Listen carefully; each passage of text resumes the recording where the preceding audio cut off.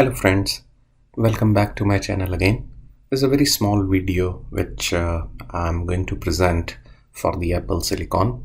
I have received many queries from students and other people normally whom I'm in touch with. So they are asking about whether it's good to buy an Apple Silicon machine right now or still we wait for that. So it's a kind of a mixed opinion which we'll go through this video. So stay tuned and watch the video till end to get my perspective on Apple Silicon. So before we talk about Apple Silicon, whether those machines are really good or bad, let's talk about what Apple Silicon is. It's a great system on chip which is ARM based. Apple launched its M1 chip in November 2020.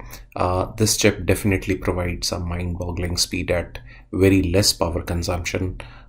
It definitely gives you a good battery life. You might have seen so many other videos, those who presents like what kind of a battery life Apple Silicon provides. It does provide a dedicated GPU's performance on a SoC with so many cores which are dedicated to the GPU. And as I'm using an Apple M1 14-inch core machine, so virtually there is no CPU fan noise. Occasionally it does when it is the CPU definitely throttles, but 90 to 95% cases it's a very silent machine. This particular machine is very well suited for 4K video editing or rendering or graphic softwares which you can use. And I would say this Apple Silicon which has been launched has shaken the chip manufacturers, and it's good for the end consumers in terms of a better choice they would get. So definitely at the end of the day, the end consumers, or whether you're a developer or a layman user, you're definitely going to get a better choice in terms of options you have, because the competition is going to heat up. From a layman's perspective, to my mind, it's a near perfect machine.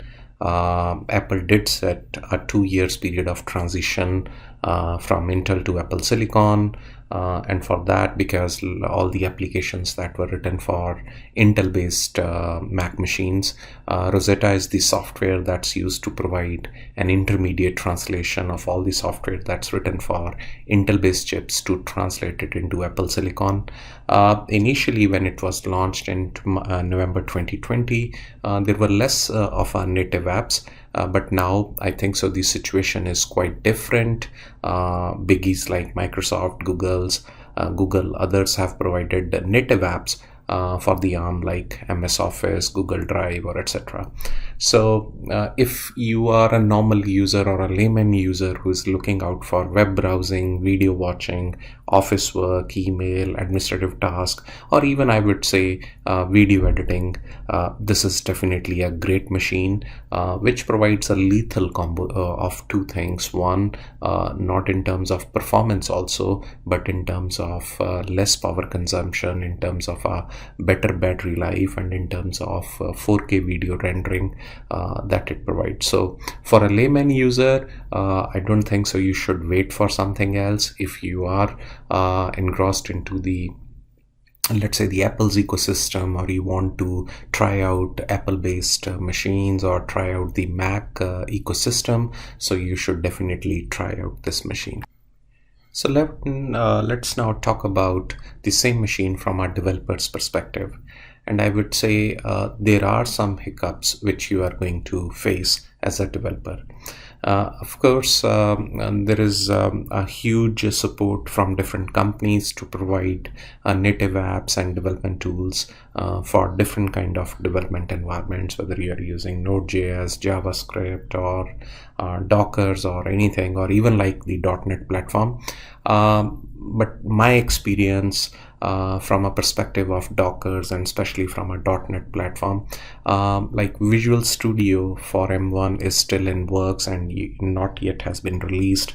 It's still in preview mode, and Microsoft is working on releasing the preview versions before finally it hits the production version. But still, if you really want to try out, probably Rosetta would be the thing that would go in, because if you use the old Visual Visual Studio that's not natively written around, and it's an old one, so probably Rosetta would come into picture.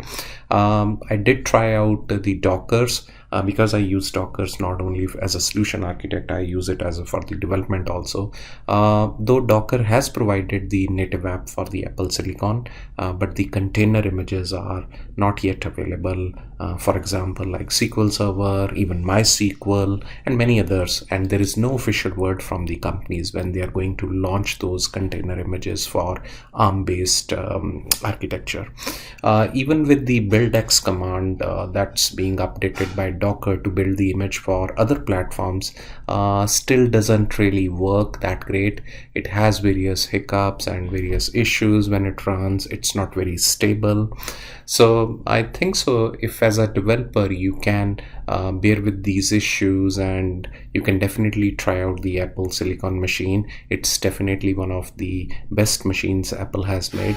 But if you really want to, if you are kind of I would say a Microsoft developer with using Dockers and anything, or even .NET framework, I would recommend to wait for some time where more apps are going to be natively available for the Apple Silicon machine, and the experience for the developers would definitely be enhanced once those support for those Apple Silicon is available.